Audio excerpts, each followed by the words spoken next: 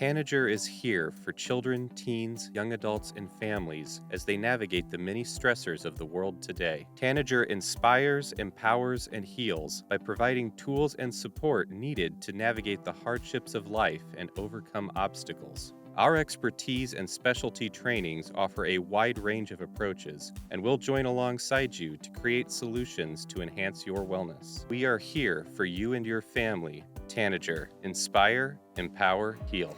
Tanager and the Meraki Institute of Learning proudly present Together We Rise, a series based on the RISE Wellness and Resilience framework. In times of uncertainty and adversity, it is easy to feel overwhelmed and disheartened. Amidst the challenges our community may face, let us never lose sight of the strength and resilience that also resides in our neighborhoods. This series highlights the vital role each of us have in nurturing that resilience. That community impact. The power and influence each of us have to show up in spaces with empathy, openness, and kindness. Because it is in this collective that connections grow stronger, our compassion shines brighter, and our spirit rises even higher. It is together that we rise. Welcome back for another episode of Together We Rise. Here with you today are your co-hosts Tanya and Maggie. And we're so excited to introduce our guest to you today, Miss Stefanie. Stefanie, why don't you tell the audience a little bit about yourself? Well, first of all, thank you so much for asking. I went through and I watched some of the other videos and I'm like, You did? I'm like, why am I with these people? They're amazing. So thank you. Oh, goodness. Such an honor to be We're asked. excited to hear your story, hear you talk. You'll bring so much today. I appreciate that. That's a lot of faith. I'm a little afraid now. Well, let's see. I've lived in Iowa now, golly, about 20 plus years. Okay. I grew up in Kansas City, Missouri, and I have two kiddos. One turns 30 at the end of this month. I'm not sure how that's happening. I was like, how is that possible? I don't think when it you're only is. 25, I don't think the math I don't know what sense. happened. I don't know what happened. And my youngest, Jules, turned 18 a couple weeks ago. And so it's some big milestones this year. So growing up, I grew up in an interesting part of town. People, when they hear the street, they're like, oh, that's where you were. It's near Truce, just not one of the best, safest areas. Yeah. And so I had a lot of experience with, different kinds of people, different environmental things that happened. So I learned a lot along the way, and it has allowed me to become who I am now, I think. I did go to a Lutheran school from first grade through high school. And I'm pretty sure the teachers, I wasn't naughty, I'm just going to say, but I may or may not have asked a lot of questions and tested boundaries a little bit. Yeah. And they'll say, Stefanie, we'll get to that. I'm like, but I have another question. So I'm always very curious as a kid. And so they wouldn't be surprised to see that I was an investigator for civil rights birth. They're like, oh yeah, that makes sense. Just keep peeling back the onion, right? More and more curious about it all. A few years ago, I went back to my old neighborhood. I was showing it to a friend of mine, and I ran into one of my older neighbors, and we were talking. They're the nicest couple. They had been there for, golly, ever. And I told them what I was doing, that I was working in civil rights, and they're like, that makes sense. That makes a lot of sense. And so it was really nice having the affirmation, because they knew me as a kid, and so they saw that. I'm like, okay, so that was really pretty amazing experience. So advocacy has certainly lived in your heart probably for a long time. You and I had a chance to talk before this interview, and I got to hear a bit about your story. But what resonated for me is your why, your journey, and how much I could tell wellness and resilience mattered for you, which means it mattered in the way that you see us having a healthy community. Tell us a little bit about that. It's interesting because belonging has been kind of my North Star for the last several years. I saw a keynote a few years ago at a conference, and he was talking about belonging, and I'm like, that makes so much sense to me.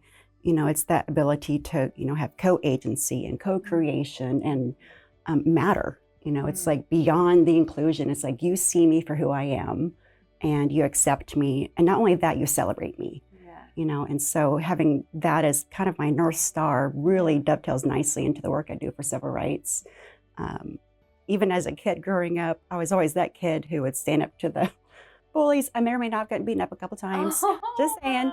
But I just don't like people being unkind, you know, or not being fair to each other. And I don't know where that came from, but it's just important to me that people feel like that they matter and that because they do. It sounds like that's always just been like a part of who you are, like as a human, like from a small child to now. Like, how do you see that help you do this work when it's just sort of like in you? Right. You know, the work of civil rights, and previously I worked with kids in a residential situation, very similar to what Tanager has in Kansas City. And so I've always been in this arena. Having that has helped me on the rough days, you know, working in this, in your field, you know, and working in civil rights. It's not easy. You know, there's some people who don't like me just because I work in civil rights. I've had people literally, you know, yell at me, you know, cuss me out, walk away from me. I was even doxxed a couple of years ago, and they threatened my kids. So on those rough days, it's like, okay, I'm doing this because everybody matters, and everybody deserves to belong, and everybody needs to have someone who will fight for them. Some days it's rough. But last week I was in Des Moines talking against yet another bill attacking the LGBT community. I have a neighbor who left a note on my door saying, "Thank you for standing up for the transgender community." And so I may or might not have cried. But just knowing that, because she's transgender, and just knowing that she saw that makes it easier, because I know not everybody is safe to speak out, not everybody's comfortable to speak out. I do have privilege, you know, and so it's important to me to use that in order to make our community stronger. You know, I mean, we're truly stronger when we, you know, each of us belong and each of us matter. Yes. You bring up so many points from our own resilience and wellness framework. You know, when you talk about belonging, when you talk about safety, you talk about connection, you talk about purpose, right? Like, these are all the things that we know when we have these in our lives, we're more likely to be well. Right. We're more likely then to contribute back into the community, and we have a stronger community because of that. One of the things we talk about in the framework is something we call the you intervention, which is like our own kind of self-awareness, our own ability to reflect, to think about our bias, you know, because a lot of times that can help provide a protective factor towards the discriminatory or the exclusion practices or the things that don't make a community well. Tell me a little bit about your own journey of, clearly you've done a lot of your own work, and you see when you meet with people and do investigations how them having emotional intelligence, them doing this work matters to the bigger picture too. Definitely. It definitely is a journey. You know, it's a journey of exploration. For many years, I thought what I should be is just strong.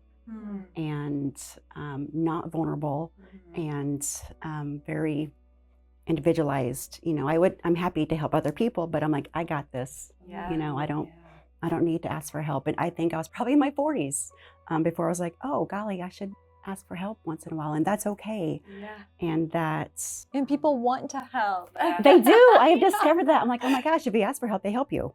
What's this phenomenon? How does that work? And so it's that, you know, for the longest time I had a misguided understanding of vulnerability and courage. You know, because I'm realizing that being vulnerable takes an immense amount of courage. It's scary as hell. Sometimes sharing your story, for me, it's been a struggle. I have anxiety and depression. I know that's not a struggle for everybody, but for me it is. And it's been, you know, as long as I was, you know, as I can remember, probably not treated until my early mid-20s. Still treated. I go to therapy. I'm very open about that, you know. And therapy's for everybody. Everybody's for everybody. I love the fact that so many people are becoming more open. Like the number of conversations like, oh, my therapist said this. I'm like, yes. Or my kiddo, like they'll tell their friends, hey, I have therapy today, I'll be there later. Open about it. Well, I even told, like, my kids know that I go to therapy, and my oldest asked me the other day, he's like, Mom, if you're a therapist, why do you have a therapist? And I was like, oh, honey. Even more important. Even more. Yeah. You have no idea. Oh my gosh. Therapy's for everybody. It is. I'm always a little bit weirded out. If someone's like, oh, I don't want to. I'm like, oh, are you sure though?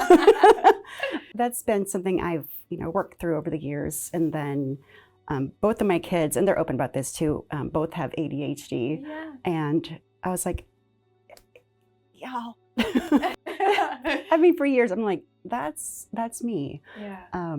And so it was, and they'd always say, no, it's your anxiety. No, it's your depression. No, it's your anxiety. That's just how it is as a woman.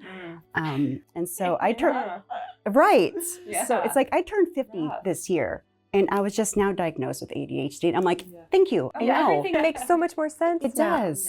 Yes, like knowing what's actually happening in our bodies, in our brains, with us, just helps us navigate struggles and challenges and really the world so much better. Right. Like when you can understand what's happening for yourself, you can understand, like, how do I work through this? How do I navigate through this? How do I connect and engage with other people through this lens? Like, helps so much. It does. Also makes me think so deeply of empathy then, right? Like when we can understand that everybody has struggles, I can only imagine the amount of empathy that you hold during investigations, during every piece of what you have done in your career. Right. To sit and witness and hear people's stories and to see them, maybe for the first time in that person's life. We hear that a lot in the civil rights office, where we listen. We're not advocates for either side, but we listen. And sometimes, like you said, it's the first time somebody feels, okay, you heard my story, and you heard me, you saw what happened. So empathy is so important. It's another value that I hold very dearly. A lot of people think it's like, oh, I'm not empathetic, I'm not born that way. I'm like, it's an action, in my opinion, that it's you can act empathetic. It's those actions you're taking to show that you just care for the other person. Jules, my 18-year-old, when they were little, I think one of my favorite things that they've ever said, we were at a park, and they were like 6 years old, and Jules and another kid were talking about like their parents and what they do. And I overheard Jules say, my mom helps people be kind to each other. And I was like, okay, I'm gonna cry now. I love that. And get that on a business card. I know, just be kind, just be kind, because it goes beyond, the nicety that we sometimes, because that's pretty inauthentic or can be pretty superficial, but the kindness shows the empathetic side. And do I always want to be kind? No, I mean, there's sometimes where I'm like, oh, golly, but I have to put myself in that state and stay in that state to stay in this work. Some days it's harder than others, but there's never a day that goes by where I don't feel like I'm in the right place, doing what I do. Stefanie, so much of what you're talking about makes me think about the word altruism, this recognition that we're one piece of a really big universe. And part of being altruistic, I can't help but imagine how it connects to the you intervention, and how when we're more self-aware, when we are more reflective, when we hold characteristics like empathy, compassion, we're able to almost like give off this energy that makes a more well-resilient community. I don't know, Maggie, what are your thoughts? One of the things I think about with that is like how interconnected we are, is that when I'm well, I am more at a capacity to put wellness and pour into other people's cups, right? And you talk a little bit about that, of like, I had to learn how to accept help, right? I had to learn how to ask for help. And that allows you then to give more to other people. And so I think there's something in this work that you do that really is like, I am one piece of a much larger puzzle, that when I can take care of myself, pour into myself, then I can turn around and take care of others and pour into others. And that there's a ripple effect into the community of how all people are much more well when each of us individually helps to take care of ourselves and each other. What do you think prevents us from asking for help? What prevented someone to come to your office 10 days earlier, 30 days earlier, a year earlier? You know, a lot of it can be fear. While retaliation is against the law, we know it still happens. Sometimes people don't recognize that what happened to them was discrimination, because it's not always as overt, and so they don't know. Sometimes people don't know, or they're wondering, well, what's the point? Why? Why would they ask for help? Every other time they've asked for help, it's not been successful. And so I know I can relate to that as well, just over the years of, seeing people ask for help, or seeing people, I volunteer as a sexual assault advocate, and just seeing the amount of people who go through that, but yet they're the ones who are treated as the one who made the mistake. And just seeing that over the years, I had my own traumatic experiences as a child growing up, and just seeing the impact of that, where they place the blame on the wrong person. And so you're like, okay, I'm tapping out. I'm not, there's no point in asking for that help when you don't see any impact, or you don't see any final result of that. But, those experiences, as challenging as some of the things I've lived through, as challenging as they were, I'm not going to say I'm thankful for them, because that's so flippant. But I am thankful that I've been able to use them in a way to build up my own resilience and my own ability to serve other people and to love other people. Because I don't go in there like, oh yeah, I've been there, because it's not about me, but I can truly understand in a way some of the experiences that some people are going through, and I truly care. And I think that we know when somebody really cares. I mean, We feel it. you can feel when they're not being truly who they are. And I love how you said that too, about, we are all connected. I believe that so, and I remember learning that as a kid. So deeply. Just and reading that somewhere. I'm a huge, voracious reader. And I remember reading that somewhere as a kid. I'm like, that makes so much sense. We feel it. Again, we feel it. And that's the way it should be. It's amazing. I think about that, and because we are all so connected, and because we all have an opportunity and these little moments in time to influence people, right?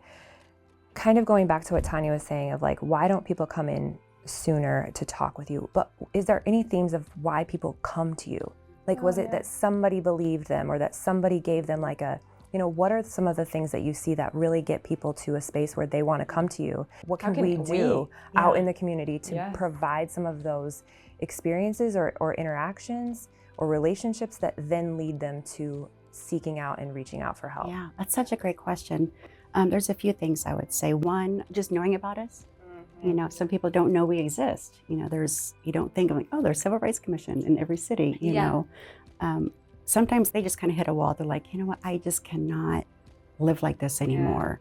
It's not safe for my family. It's not safe for me. I can't. I've done this. I just can't do it anymore. And then I think also getting community members to be supportive of one another. We want to be a community where everybody feels welcome, everybody feels loved, but we know it doesn't always happen that way. And so let's be real about that. Let's encourage each other. Let's support one another out in the community. And let's validate people's experiences. Just because you have not experienced something doesn't negate the fact that I have. And so we do a lot of training and conversations, letting people know their rights, letting people know their responsibilities. I think we all want the same thing. When we're talking, we want people to feel, we want people to stay here in Cedar Rapids. We want people to stay here in Iowa. I moved here on purpose, 20 years ago, and I want to stay here.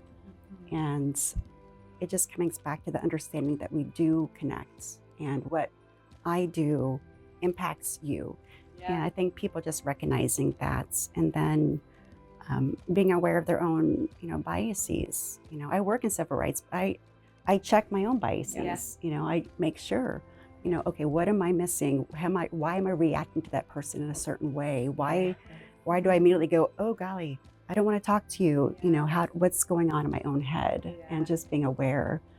Taking the time to become self-aware is so important. Yeah, there are so many things that you're saying that I want to talk about. Like, okay, let's talk about listening. Like, what does that actually mean? What does it mean to check our own bias? What does it mean to realize that if I'm listening and a thing's coming up for me, that's probably much more about me than the thing itself, and I need to be curious about that. But I think the thing that, a situation comes up that really reminds me of the pieces you're talking about. I was having a terrible day for one reason or the other. It's just like one of those days where nothing's going right. I went to McDonald's for lunch, right? That tells you the state of like, I want greasy food. Now, okay, so I have kids in the car. So there's like 1,000 modifications when you're going through McDonald's and you're like, but can I add mac sauce on that and not a pickle on that? Yes. And that internal dialogue of I don't want to be an inconvenience. I don't want to be annoying. And so I get up there and the gentleman, everything I said was like, that would be my pleasure. Oh my goodness, of course I would. Oh my goodness, yes, that is no issue at all. I get around to it and I looked at him and I was like, I have never so quickly had my day turned around by just your pure energy and how you entered into this day and how infectious that is. Mm-hmm. And it just made me think of like the courage for people to come talk to you, how we as humans can, maybe it was a person like that made someone feel like they could have a little bit of courage to come share a story. Yeah. Just the power of us as human beings. And it is those small things, I think, where we think it's just nothing. So I have the dropsies in the morning. I literally drop everything I touch. It's my family just knows Mom is going to drop 12 things. Oh, that's so funny. And then I'm going to try to leave the house about 12 times. And then I realize, honestly, I have learned that It's some a people fun actually game. leave their house I don't do like that. one No. time with everything. My husband does 4 that. times that. I don't I know. leave I'm like, oh, 12 keys. times. Oh, no, yeah. Lost my keys this morning. I had them in my hand, then they disappeared. So days like that. So I was driving, and there was a bus stop, and there was 2 people getting on. It was an older woman with a walker, and this young man. I don't know how old he was, but he was young, and he just she didn't say anything to him. He just helped her get on the bus, and just like it was such a simple thing, but I was just like, oh, what a beautiful moment. What a beautiful moment of him just showing care. Yeah. It's ridiculous. It like makes me tear up because it was just so poignant of how we should show up every day. He had no expectation that she was going to do anything. He had no expectation that this was going to go viral, or get kudos. But it was just such a beautiful moment where he just said, I'm going to show that I care for another human, and I'm going to help this lady up the stairs into a bus.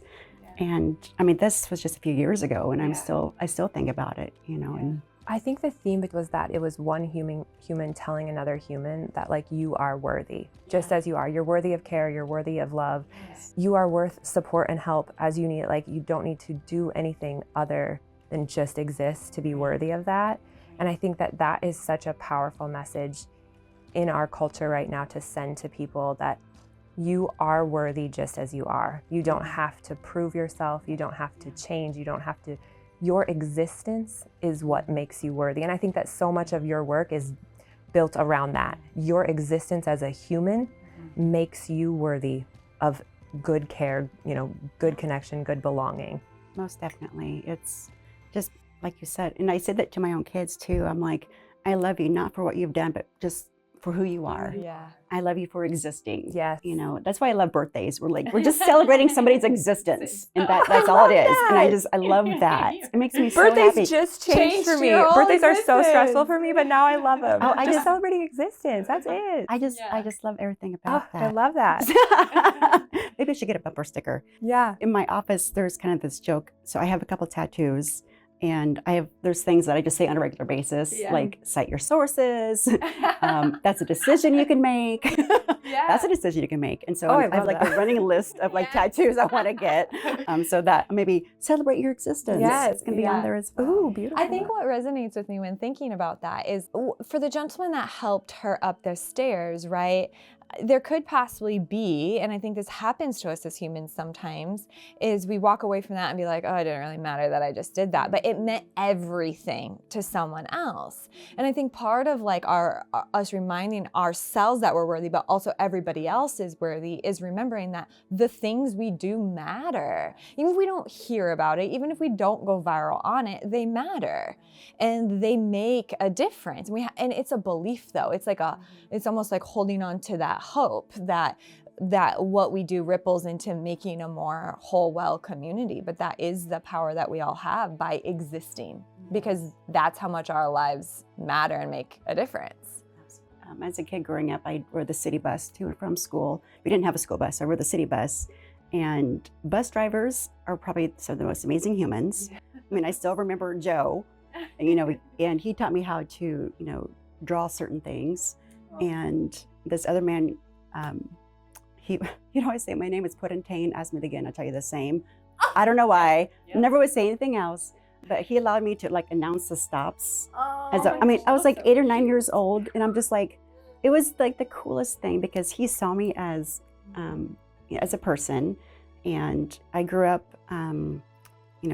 not very wealthy, and going to a private school, being the scholarship kid, I always felt like I had to prove myself, and that still hangs on. I'm like, okay, am I really worthy of this? The continual need to achieve, to prove myself, and that's things I worked through over the years. But those moments, I'm like, golly, he saw me just as a kid who was curious and wanted to have the opportunity to speak or want to be seen.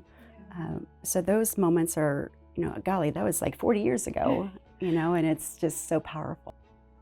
I love so much about that story and these ongoing stories, because it's like, when you go through kind of understanding yourself and seeing yourself and exploring yourself, your brain starts to make these connections of these stories that recognize all the moments along your journey that led to here. It almost leads to this like gratitude place, and how much resilience then we can cultivate because of that, because we make these connections over the little moments that cultivated this incredible human sitting here today. Well, Stefanie, I just want to thank you so much for being here with us today. I said at the beginning, I had no doubt that this segment would and will resonate with so many people. Thank you for your courage and everything you do every day. Well, thank you both. I really, again, I'm honored to be here, and thank you for the work you do. Yes. I know it's hard, so thank you both so much. Yeah.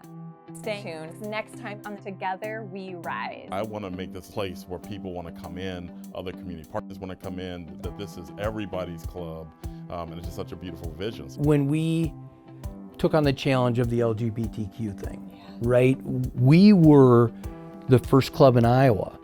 And I remember pointing up to our mission statement, I said, doesn't that say we serve all kids? You got to be able to rely on people at that time, because you can't do it all yourself. We all know that, right? And then let the people who really know more than you do what they can do to help you out. No matter the challenges you and your family face, Tanager is here for you. We'll meet you wherever you are in your journey, and together define a path to reach your goals. Together we rise. Thank you for joining us today and for spending time with us. We hope today's segment offered hope and inspiration. Today's series brought to you by Tanager and the Meraki Institute of Learning. For more information, please visit our website at www.tanagerplace.org.